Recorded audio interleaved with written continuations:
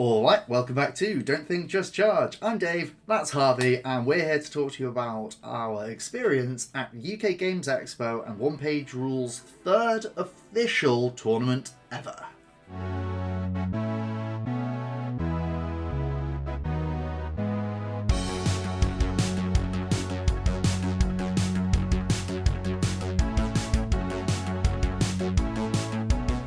So we are here, fresh off the train back from UK Games Expo. We are both some very sleepy boys at the moment, so if this is a bit more mumbly than usual, I apologise. But we have come off the back of the tournament, and then also enjoying a Games Expo in general, and we've had a fantastic time. Yep. The tournament was 5 rounds of OPR, and spoiler alert for anyone who doesn't read titles, this guy won it! Again! We did it. I went 3-2. We'll talk about my successes and my failures in the course of this video, and the way that the game and the day all shook out. Was it to our expectations? Was it not? But first, let's go through the armies that we brought. So we spoke in a recent video about things that we thought would be good for this pack, things that we thought would be less than good. We'll have a bit of a build-up. Let's do the 3-2 list before we do your 5-0 list.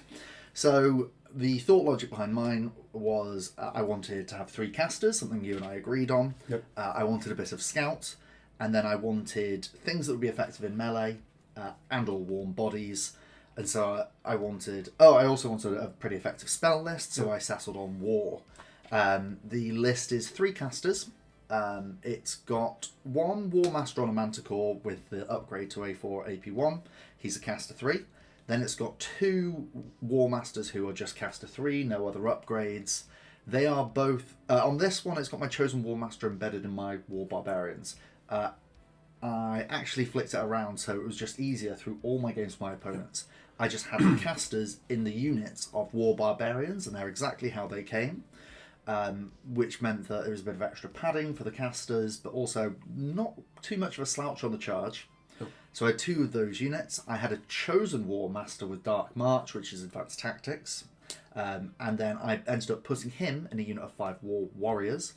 My War Warriors all were A2, AP1. I think that was pretty damn essential for that unit. Then to get my Scout in, I had 2 units of War Hounds with Scout. And then there was actually a bit of umming and ahhing about building the list. I originally had 2 Manticores and then 2 units of War Warriors. But in the last, and pretty much in the 11th hour. It really was. It was like literally the day before or something. Yeah, just before submissions, I went, actually, let's have a War Shrine. And I'm glad I did. I think it was the right choice in my list. The War Shrine, I think, is an excellent piece. Yeah. +1 to hit on 2 units is just excellent. It's got 12 attacks, tough 12, really nice model. And then I had 5 points left over, so I gave my War Warriors Sergeant, which was pretty good. So, yeah, this kind of, it checked all the boxes. What would I change in this list? If I were doing the preparation, even with hindsight, I don't think I'd change it. If I was going to do something else, I'd be taking a 6 activation defense 3 or 2 army. Yeah, I mean, I think the list was fine. I don't think that was contributed really to your score at the end of the day, did it? No. Maybe the only underperforming unit was the Warhounds. Yeah, they. But again, I think that more often than not was just mostly dice things and a misread in my final round. So I don't know what I would do there differently. Perhaps dropping the 2 War Hounds for another War Warriors.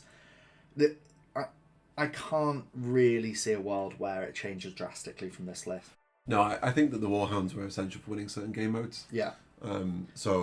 And they're the kind of piece where if your opponent hadn't prepared for the game mode, then they could have run away with the game. So I think that in the cargo hold mission, they were massive because we'll come on to the rounds, but they were able to just pick up a couple of objectives and then scarper off to freedom. So they were good. The list was good. It was 1,500 points is a hard bracket to build in. And I think it was as good as I could have got it. If it's 1,500 points next year, we'll be revisiting this. And I don't know if I'd take the same thing next year, but that's probably because we are so recently afterwards that I'm still smarting and I'm thinking, what could I have done differently? Yeah. And next year will probably be a different pack as well. Yeah, and it's just a different game in general with the reworks. With the reworks coming in, yeah, exactly. Yeah, it was interesting. So one of the biggest things that would take me away from this army, as we'll come on to discuss, is no morale mitigation. And I think in my final round, I failed every morale check that I made, something along those lines. So maybe focusing more on a morale mitigation based army, something with army-wide fearless, Battle Brothers, for example, might have been more effective. I think the two games you lost were against durable armies. Yeah, they were against. And the other ones you won, you kind of like stuff them in table people kind of vibes, right? So it clearly performs very well against things that are more fragile, but maybe struggles in the longevity. And that's it struggles in the longevity. That's a really good point to make on it. I feel like I fell victim to morale mitigation. Fall victim to, I wouldn't say like I chalk everything up on my losses to those. No, but no morale mitigation was a bit of a letdown. And then other things, just caster dice, just doing caster dice things. Casting. And then I think even in that, we'll come on to discuss it, I think I misevaluated my final round. Good fun list though. Star units, anything on there? Warshrine is a star unit. Yeah. Warshrine and the Warmaster on Manticore really did punch very nicely. Yeah. The ability for the Warshrine to make itself hitting on 3s was great. 8 attacks AP2 was great. Furious on it is great. Then comboing that... Oh, actually, I do have to say that Dark March is just fantastic. Yeah. Advanced Tactics is an excellent ability. And the extra move that you get on that can really just throw a game wide open. Yeah. Especially if it's a melee heavy unit, is the Warshrine. You are turning it into an 18-inch charge. That's monstrous. Yeah, and it's annoying to play against as well because you're constantly reevaluating what your opponent can and can't do for as long as that unit isn't activated. Obviously, it's not perfect because you activate it and then you move the shrine and then they can react, right? You telegraph quite. Yeah, you do, but I think it's worth it for how they have to play around it. So yeah, it's great. Exactly. But it's a good fun list. I'd encourage anyone to pick this list up and give it a go. If you didn't want to run the Warhounds, maybe have a little bit of a play around and see if you can fit another unit of War Warriors in there. Again, I wouldn't actually hate losing the War Master on Manticore, just bringing him down to a guy on foot, then ditching the Warhounds and then finding more units elsewhere. Maybe ditching one of the Warhounds and then bringing in a unit of War Warriors with the War Master on foot. I wouldn't hate that. Maybe a non-caster version as well. I think you could, obviously, if you trim the 3 casters, that's 180 points more. Yeah, so we put a lot of value in caster because of the caster game mode. There is... Oh, we are interrupted by a cat. There is definitely something to be said about taking a 0 caster list. And you may think quite differently, but I think in other armies there would have been it would have been fine to not take to take heavy casters. Yeah, I mean we'll get onto the caster game mode in a bit, but yeah, I don't think they were required. In hindsight, I don't think they were required. But there was I feel like there was such a risk that those dice could have gone. My casters are now mega powered. Yeah, and blow up the game. Absolutely blow up the game. I think having counterspell is a valuable thing to have, even if you don't, right? Like in one of the games I played against John, who played dwarves, he got off a cast for extra move speed. Yeah. And then tried to cast like two sets of 6 hits, and I counterspell that, and just having access to going like, you clearly need this to go off, and I'm not going to let that happen. I think it's good. So maybe 2 casters might have been a better place to be, but yeah. And John was my final round opponent. Shout out to you, John, you wonderful human being, and well done, John. Spoilers on taking second place with dwarves. A similar thing happened to me. Pretty much actually bang on that. In round 1, he threw out his dwarf's speedy spell, and he just got it on a 4-up. And then later on, he tried to do 2 hits of 6, and I went, I'm going to make that go off on a 6-up, and then he rolled a 5, and I was thinking, thank God I did every single point into countering that. So yeah, counterspelling is really, really relevant there. It was a good list. I think it was a good list for the pack. Didn't come up for me on the day. I feel I made a mistake in my evaluation of the final game. Good fun though. Go enjoy it. If people like casters, if people like Furious, if people like +1 to hit, rock on. Yep. So onto my list. So this is, I mean, it's quite a simple list to go through. I've got 2 units of Glaive Stalkers double stacked, 2 units of Banshees, 2 units of Mono Banshees, and then 3 units of Caster 3s stacked in Gordorsts, in Ghost Hordes. I mean, I think this is basically the direction you take Ghost of the Undead most of the time. The thing about this list, and I've said lots of times throughout the day, was nothing in this list costs more than 200 points, which makes it really hard to play against, because Really hard to play against. like everything here is good. There is no priority target. There's no great target. A lot of people, the bait units in this army are the Hordes and the Mono Banshees. Yeah. If you charge those, you're not getting the value you think you're getting. Yeah. Right? Like so many times people charge them and they like take 10 models off the board, but they're 10 Ghost Hordes, and I don't care about that. And my caster's still alive. So Exactly actually, right. I'm getting all that value still. So this is probably the best point to talk about the huge power of your caster in an undead unit of Ghost Horde. Oh yeah. That's a tough 13 caster. That's exactly what it is, right? It's a tough 13 caster with a 13 that loses them as it goes, hitting on fires, but you don't care about your charge. It's a nice bit on top. Yeah. And also, for 190 points, go find a tough 13 caster in the world for 190 points. It's amazing, right? And I use them mostly to trigger people's fatigue and stuff, right? Like I couldn't care less about them, right? I'm just pushing up the board. People are going like, I'm going to get the caster, and then you never do it, right? I never do. So I think dealing 13 damage against 6s into 6s, your armor save into your ethereal, which is about a 5 up. Which is what it is it like 70% chance of success? Sorry, 30% chance of success rather than 33. I don't know the exact number for sure, but it's roughly a 5 up. Roughly a 5 up. Yeah. Unapiable. Unapiable. Yeah. Like this is Ghost of the Undead are an excellent army. You've won this format and this competition 1500 4x4 Twice. 2 years on the trot with Ghost of the Undead. 6s into 6s is huge. You don't care about AP, and then Undead means that so what if you lose combat? You need 1 wound alive to keep your caster there. Yeah, I think as long as you're playing reasonably, it's basically impossible to lose to HDF. HDF, that's true. But but Grimdark Future is what I mean. Yeah. You have so many activations, you have so many wounds on the board, you have stealth on all of them. Yeah. Right, like most GDFs bring in some sort of shooting, and they just can't actually punch through it all. Yeah. And then Undead makes it so it doesn't really matter. So apart from that, so the Glaive Stalkers, we talk about the importance of scout. Obviously, there's no scout in the Ghost of the Undead list. I was a little bit worried about that. But on the pick and carry mission, the Glaive Stalkers are there to pick and carry. Yeah. But yeah, I mean, overall, in terms of best performers, I mean, the whole list feels pretty good to run. But Mono Banshees every single time, right? That it's like a raid boss unit for 90 points. It's kind of insane how tough it is to remove that from the board. The quality 4 means that it actually doesn't fail that much in the way of morale checks. It's got 6 up into 6 up into 6 up because of Ethereal and Spell Eater and Defense. Yeah. They just played objectives all day, right? And anytime anyone charged them, I knew that I was winning that game. Yeah. Right? And it's a 90-point unit. It's a 90-point unit, and it will live a 200-point unit charging it. Yeah. It will, right? Like so many times. So yeah, they just win objectives. They do annoying things. They're always lingering around. Occasionally, you throw them into a charge to fatigue something. And chilling just means that when they're in melee, they're way tankier than anything. Oh yeah, chilling. The -1 to hit in melee. You've got -1 to hit across the board pretty much, unless they're shooting within 9 inches. Yeah.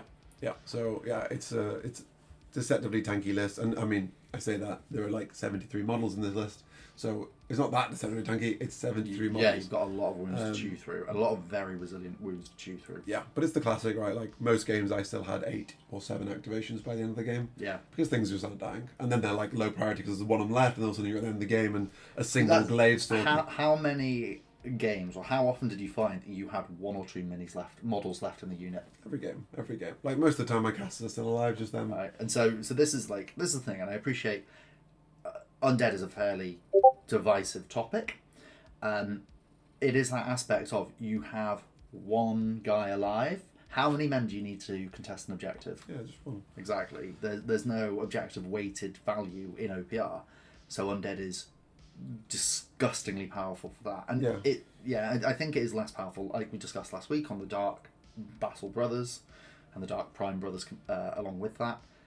But for Ghosts, where every unit is 200 points or under, it's excellent. Yeah, it's just an ultra efficient army, and Undead makes it super reliable, and the fact that it's all 6-ups into 6-ups makes that really reliable because AP doesn't matter. I mean, we talked about a year ago when we did this exact thing, but 6-up defense with 6-up invuns mean you ignore AP.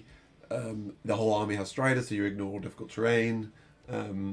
You have Undead, so you ignore morale. You're basically ignoring most of the pillars of the game, right? Yeah, that's it, right? Yeah. You're not engaging with morale. No, you're not engaging with terrain. It's really hard to play against because all your instinct is saying, like, my big walker is my most effective unit on the board for killing this stuff.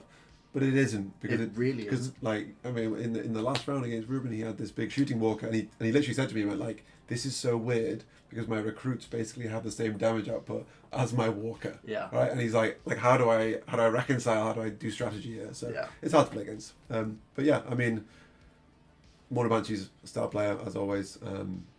Yeah, I mean, it's Ghostly Undead. In the refluffing, they're losing Undead. Yeah. Well, we don't know exactly what's happening, but Undead is certainly going away. So we'll see how they survive that whole thing. It's going away to some extent, but it's not going to be as present. Yeah, I mean, I think it would be a shame to lose morale mitigation from the game because I think morale just sucks to play with. I don't think it's very fun to play with. Yeah.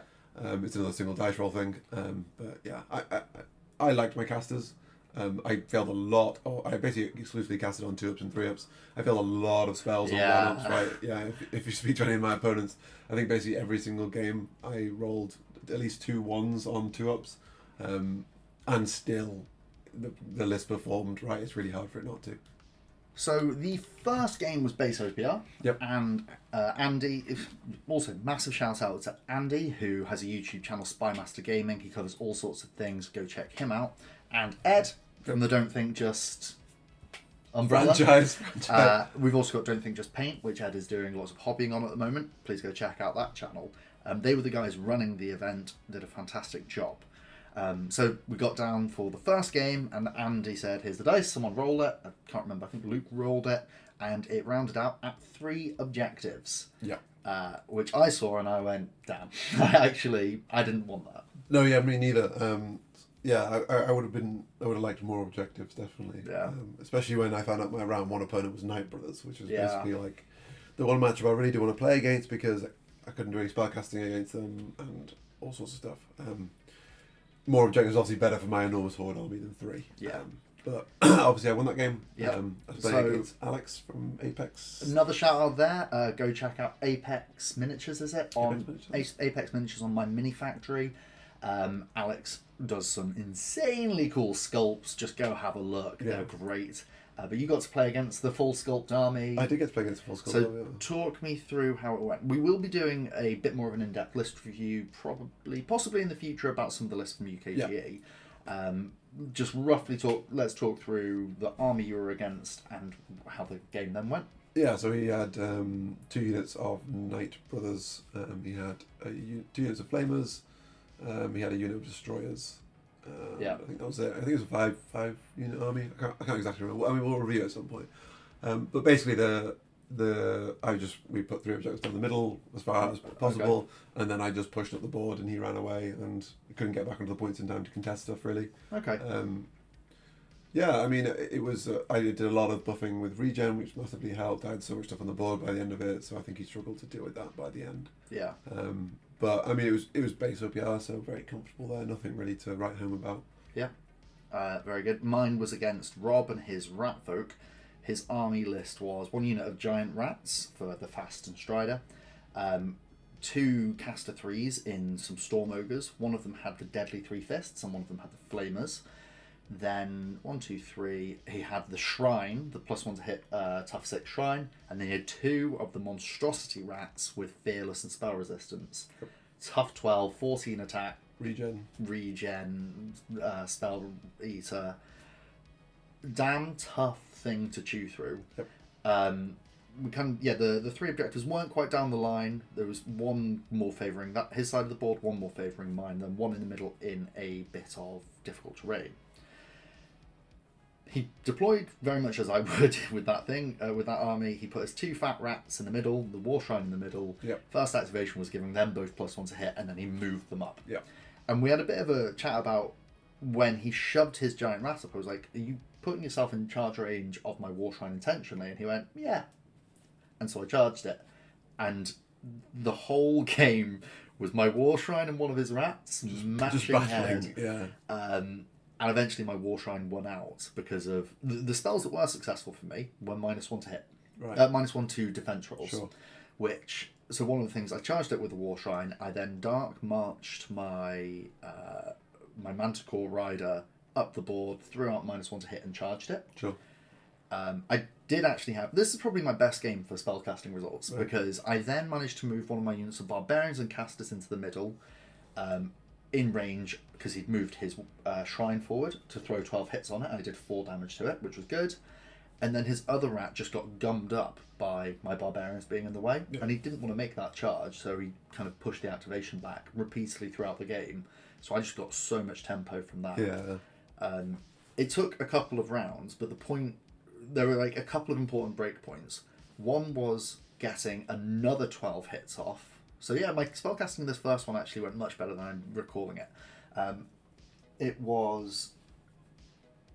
My spellcasting's going better than I'm recalling it. It was throwing the 12 hits onto the Shrine, which finally killed it.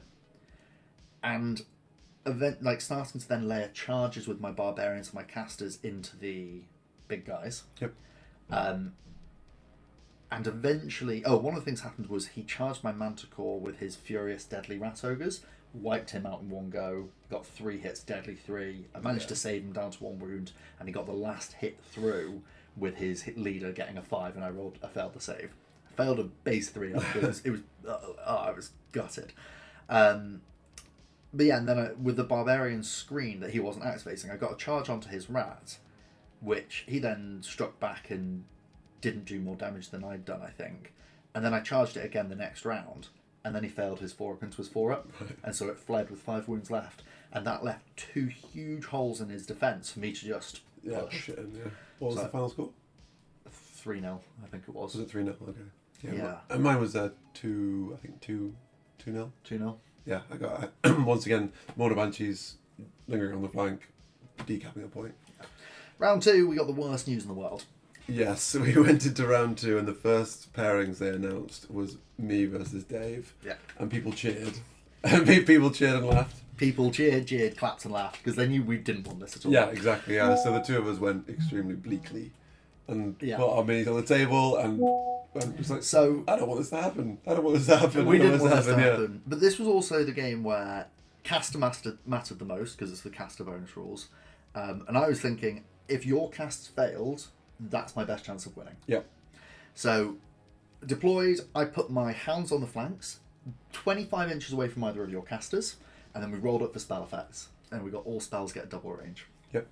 Just devastating. And then we started to move.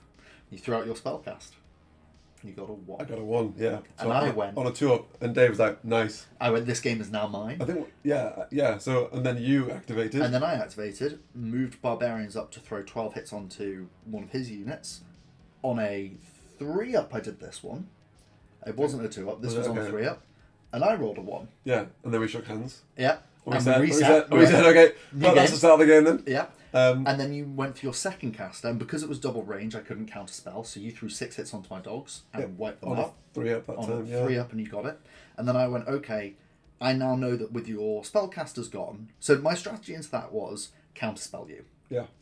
Because I win the grind.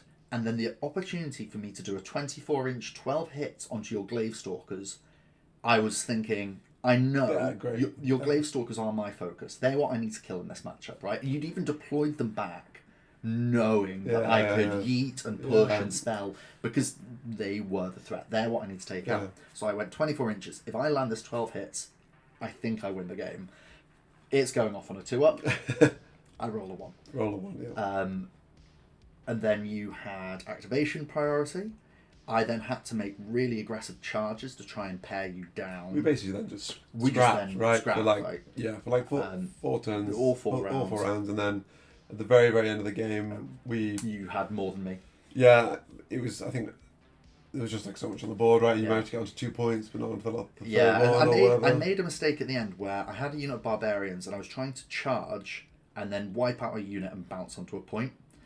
I did the charge and I didn't wipe it out, and that meant that Harvey could get 1, and it was 1-0-0 plus the bonus point for capturing more. And then we also mathed it out and went, what if I hadn't charged? And what if I just put my guys on We the just board? very quickly rolled it, and one of the things that happened, the final round, the two effects were all casters get a free level 1, and all casters get +1 to hit. And goes to the Undead, have a blast 3 level 1 spell, which we masked out and went, roll the dice, and you went, yeah, got both of them up. we like razzed through like basically the 4 activations. It would have been a targeting that one unit. And then I went, right, so you've got me down to a morale check, and let's see if I'd have passed this morale, and I failed that as well. So even if I'd have made the correct play in that last activation, we figured out that I still would have lost. Yeah, so... so Harvey won that one. And it's really interesting because we both kind of agreed that that second failed spell was a really big turning absolutely, point. Yeah. I mean, skipping ahead slightly, we also were talking about it later, and I went on to then face John in the next round, and your second loss of the day was to John. So I was like, well, if I'd actually lost to you there, then probably neither of us would have got top 3. Yeah, possibly. Yeah, so actually it turned out really well that fortuitous one dice. I lost so you could succeed. Exactly. Yeah. You walked so I could run. Yeah. So yeah, I mean, apart from the misery of meeting each other in round 2. Yeah. It was also like a really good game of OPR. Yeah. Right, like so much of us going... I don't think we had a point where either of us disagreed with the other's choice on anything majorly. No. Other than maybe the barbarian charge at the end. I think that pre that, there was a point where I moved my barbarians onto the right, and I moved them too far right because I was trying to be too far away from your casters, and I should have just been aggressive with it into the middle. Ultimately, the game mode we think is bad. Yes. Yeah, I think this is so. There's 2 game modes in this pack that I hate because it's so far from normal OPR.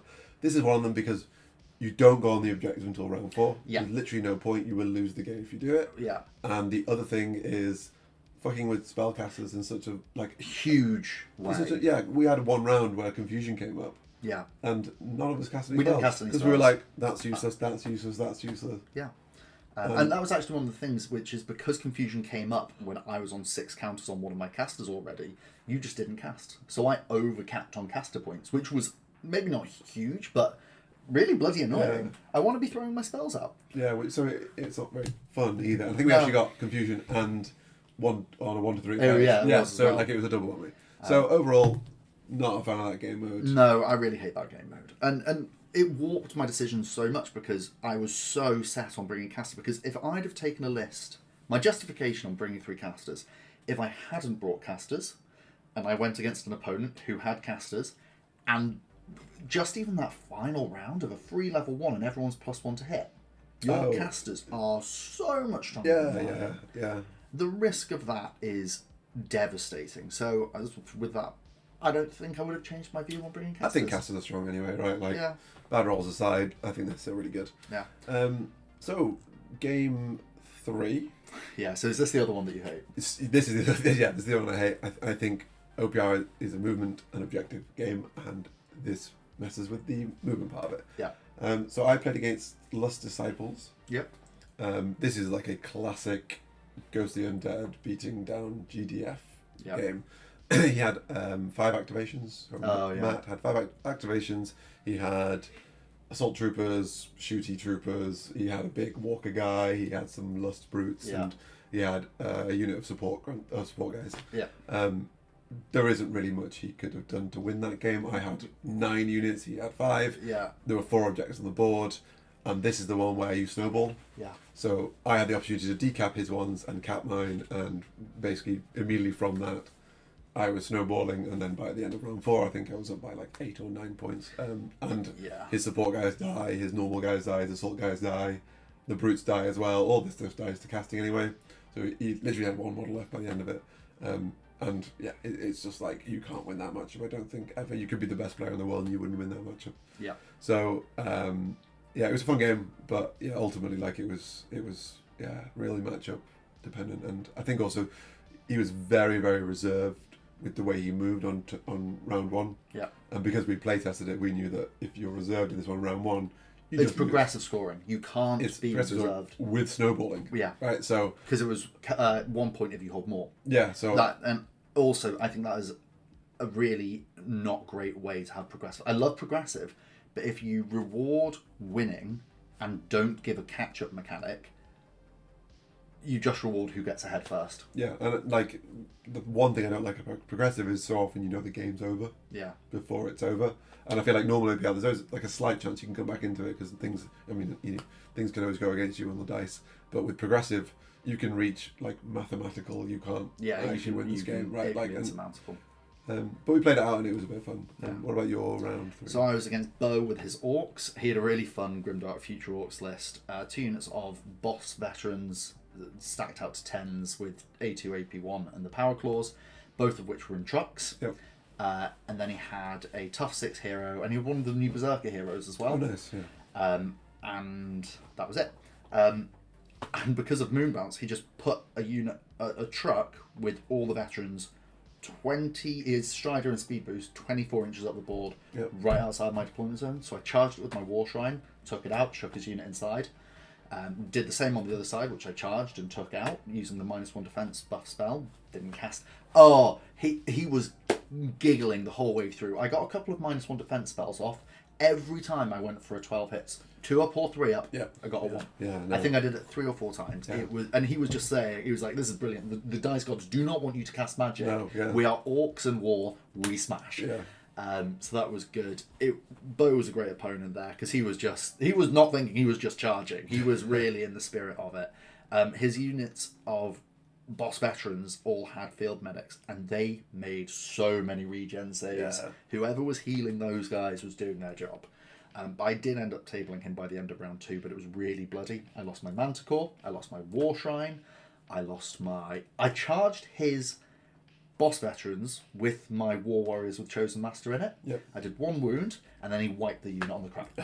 Just 9 damage. So in terms of plays that could have been different then, do you think target prioritization was an issue for him? Or, I mean, to me, when I hear like my Manticore died and my War Shrine died, I think you're targeting the wrong half of the army. You could have wiped out the whole rest of his army instead of those 2. Yeah, those were the things that I was, throughout the course of the day, because those 2 are such a killer pair, I was flinging them. I was yeeting them at people. Which gets people to go like, oh. Yeah, exactly. And also, they're a threat. So if you don't remove them, and if you have a high value target, I am hitting it, right? So you have to. They do have to, unless you're ghosts, you have to deal with them. And I was doing that, and so he was clobbering them back, and it hurt to remove my beautiful minis from the table.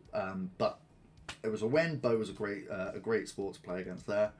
And then we went into round 3. Round 4. Then we went to round 4. Yeah. Precious Cargo.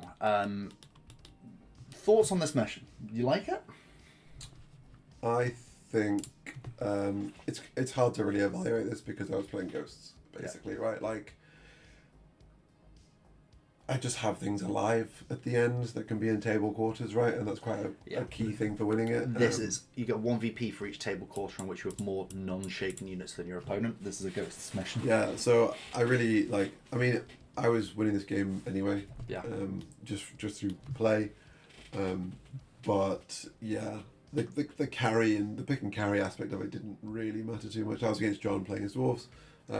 He got off a movement spell. If he hadn't done, I would have picked up all 3 objectives in the middle, and that would have been the game from the start. But instead, he managed to get on the 2 outside objectives. I captured the middle one, and then we just brawled. We just like scrapped in the middle of the board for a while. I was coming out on ahead on trades. And yeah, by the end of it, he'd just been reduced down to like 2 units or something like that, and I just had like just crap all over the board. And yeah, I mean, this is one of these games where my spellcasting was not going off, but I was rolling like fire on defense rolls. At one point, he popped up a unit of 10 miners behind a unit of my ghost hordes. He charged the ghost hordes.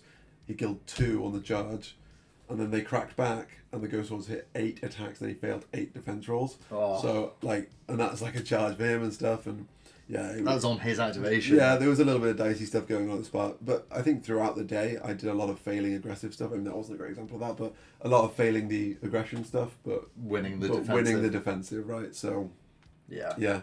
I don't really mind as a game mode too much. I think it's kind of interesting. I thought there'd be a lot more running away, and there was a lot of running away still, but it felt relatively close to base OPR. I just wish it wasn't 6-inch deployment zones. If it was 12, then everyone would be able to get enthusiastic, and you just have that brawl in the middle of the board, and I would like it.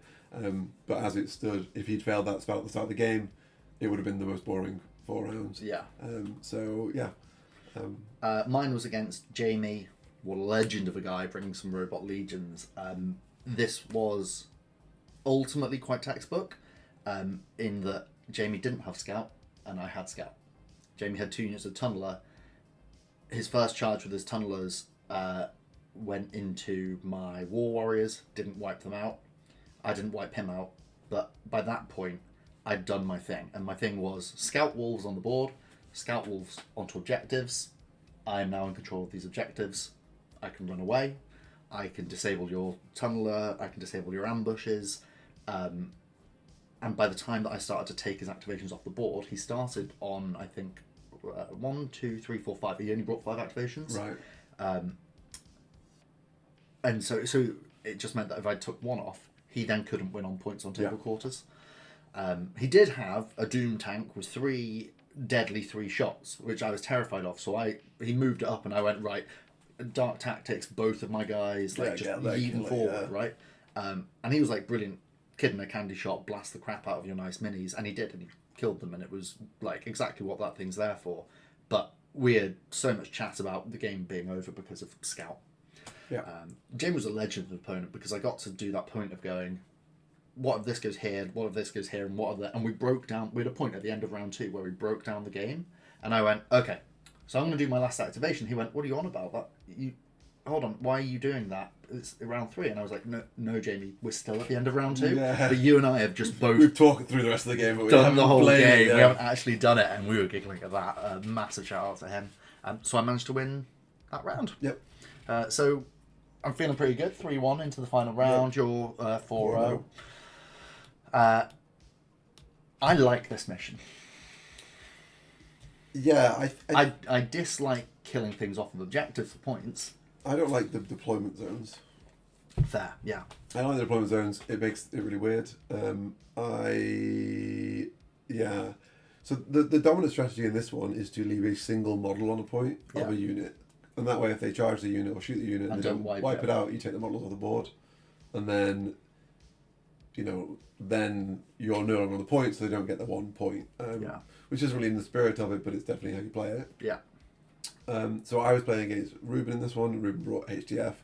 He had like 2 leaders in stacks of recruits, one with take aim, one with double time. He had a melee walker, he had a range walker, and then he had shooty robots, then he had melee robots, ogres. And I basically deployed 90% of my army in zone B in the bottom right there, and then in the other left side one I deployed like a unit of Banshees, a unit of Mono Banshees, and a unit of Player Stalkers, and I just moved up the right hand side of the board and just destroyed all his robots. And then he was just playing the whack-a-mole game where he's like, I need to be on these points but because you're going to take them, but then I can't go on. I'm trying to kill these units, and if I don't kill them, then I get the point you've denied me. It was a fun game. It was a fun game, but this game mode, I kind of like the weird tension with not being able to stay on the points, but you've got to get on them at some point. The deployment zone is your biggest gripe. Yeah, I think the deployment zone is the biggest gripe. But okay overall. Yeah. But yeah, so this is another one where I think it was like 2-2, and then I killed the unit on the board with 3-2, and then into the next round it ended up being like 5-2, and then it started to reach that point where it was like insurmountable lead. Yeah, like you actually can't come back from this. And there was one point actually talking about Rolling Hot. He charged a ghost horde with his melee walker, which is 16 attacks hitting on 4s, and I lost 1 model, I think it was. I literally just went like 6s into 6s, and it was just like 8 6s on the first one. Oh my god. Yeah, and he was like, right. And I was like, okay, you might actually lose this combat. Yeah. He didn't, but yeah. I think maybe we drew the combat. Yeah, even through Fear 2, yeah. Yeah, it was like... Oh, it was ghosts moment, dice game moment. But yeah, he was the opponent where I was like, I actually don't know how to deal with this, right? Yeah. And he did really well for target prioritization. He didn't fall for the Ghost Horde bait. He didn't fall for the Mono Banshee bait. He went straight to things that were important, but ultimately he wasn't running many activations. And as soon as that's there, yeah, and the ogres have shield wall, at least the melee ones do, which doesn't stand up to 6 AP2. Not that that spell ever got cast really. Like I think I failed the first 3. But yeah, overall just like it was GDF versus Ghosts, so yeah. Very comfortable. I was against John, the legend of a second place player. I think my mistake in this was misevaluating the way that my army played best into his.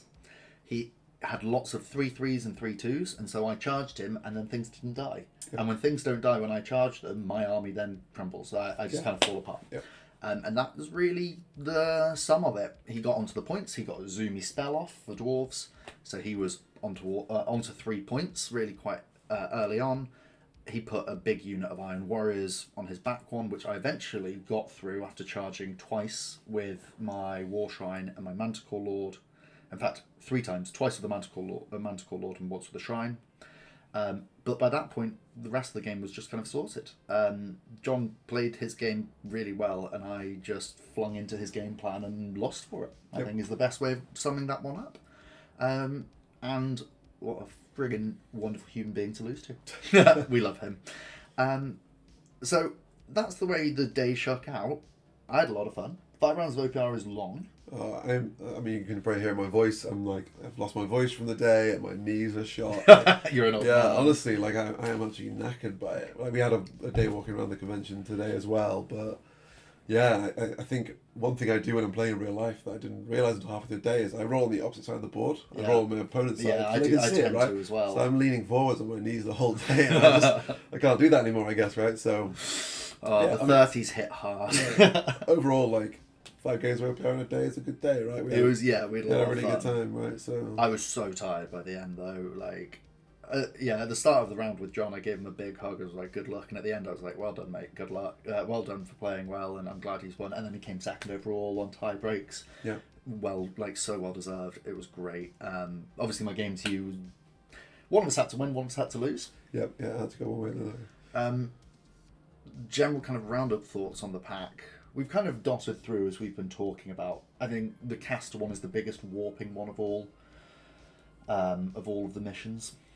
Yeah, because of the objective taking thing as well. I don't like I said. I don't like moon bounce either. But moon bounce I dislike. I mean, yeah, there's just like places where it can be cleaned up a bit. I think you should never build a pack that punishes slow armies. Yeah, because I think 6-inch deployment zone. I'm okay with things being better, like Scout being good, but like let's not make it so that you can lose those matchups before they've even started. Yeah, that 6-inch deployment zone. Well, John, did you beat John on the 6-inch deployment zone one? So yeah, that. But like that literally came down to he got the spell off the sort of game. But if he hadn't, you would have just stomped it. Yeah. I mean, yeah. So, less stuff like that really. Apart from that, it's mixed format. I really, really, really think Army Forge needs an option for applying GDF limits to AOF because I'm fine with AOF and GDF in the same tournament, but the fact that fantasy armies don't abide by the same list building is going to skew them massively to be the favoured armies. Yeah, so we didn't highlight it exactly, but top 3 were Ghostly Undead, Dwarves, and Saurians. Wasn't it? Oh, was it not the Grimdark Future Saurians? Was it the Fantasy Saurians? It was Fantasy Saurians, yeah. Oh, I thought it was Grimdark Future one. No, well, there you go. Yeah, so it was just like Fantasy win the day, basically. Yeah, and we can do it'll probably be a couple of weeks, but we could do a technical breakdown of the whole event and like the top slice people. Yeah. It'd be really interesting to see the other 4-1 lists and like go through them and talk our thoughts on the lists. Yeah, how it all went and stuff. But we will also have a look. Come and chat to us in the Discord if you are interested, because we'll get the data from the tournament and we can analyse and see if fantasy was just better. Yeah. And I think it will come down to the ease of hitting those big activations. Yeah, I think so. I think GDF just doesn't have the output of 1,500 points to deal with basically a full-size fantasy army, right? Yeah, it is a full-size fantasy. Yeah. It's a full-size fantasy army on a 4x4 board. Yeah, fantasy's just optimised for wounds, we'll say, right? And GDF is not, so it really struggles. But yeah, mixed format I think is still it's an interesting format and I do like it. But yeah, I mean, so now looking ahead to 2026 UKGE. Well, we're not going to do any prep for it because there is the refluffing and removal of Undead and all sorts of stuff, right? So we're going to kick our legs up now until that all comes out and then see where the game's at and see what we bring. And doesn't mean that the OPR content stops and doesn't mean that events stop. We're in the middle of an online TTS tournament at the moment. We have got possibly an event in August. I was talking to the guys in Bristol about possibly an event in September. We've of course got the fantasy event in June. Don't let me forget that. It's a 1,000 point narrative event. Yeah, which is going to be interesting. Rob Lots of kooky stuff going on there, which I'm excited for. Excited to run some ogres as well. That's where I'm at with it. I don't know what list you settled on. No idea. No, Haven't decided. No, just because you're settling on a list. I No, think. don't be ridiculous. Yeah. I need to make that decision soon because it's June. Oh, well, we're recording this the last day of May. Yeah. It's June. Yeah. It's like 2 or 3 weeks to that event. I need to. I was thinking about running War Havoc already. Yeah.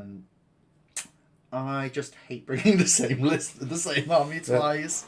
So I might do something different there, but we will see. I think the last thing to say, we said this a year ago, I think, on Dan's podcast, but Nexus Wargaming as well. Yep. Shout out to him. We should really do links. Competitive OPR tournaments are not scary, right?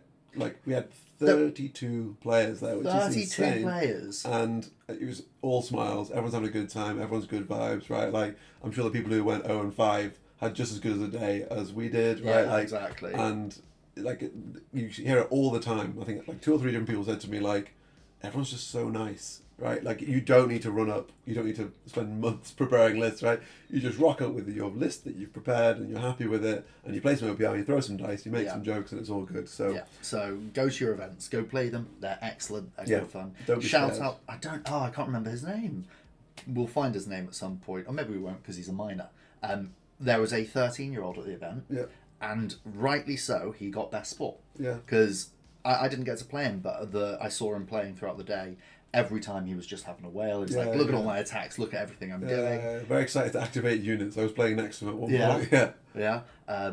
Andy said, he was like, this guy embodies the spirit of it. He's been an absolute champion all day as the youngest player as well. Yep. What a wonderful spirit to have, and rightly so, he won the Sports Person Award. Fantastic work there. And it was just great. It was lovely. Yeah, it was good seeing loads of people and just having a nice time. Exactly. So if anyone is interested in UK stuff going on, join the UK Discord as well. Get in the UK Discord. You can find it in the Game Finder section of the OPR Discord. We'll hopefully link it down below as well. Yeah. There'll be a million links apparently. This is going to be the most linked video in the world. But yeah, just get involved, come join the community, come to events, right? We'll be there, right? Everyone's really friendly, so get involved, right? And also big shout out and thank you to everyone who we spoke to who recognised us from the channel as well. Like, so much love and thank for that.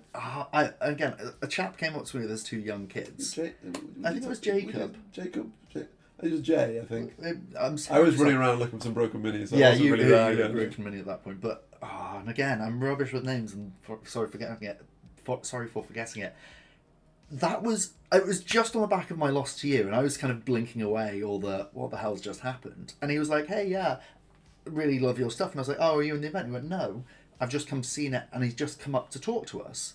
And I was like, that's what this is about. It was amazing. Cool. So thank you to you, thank you to everyone who came up to us and spoke to us, and of course for watching all this stuff.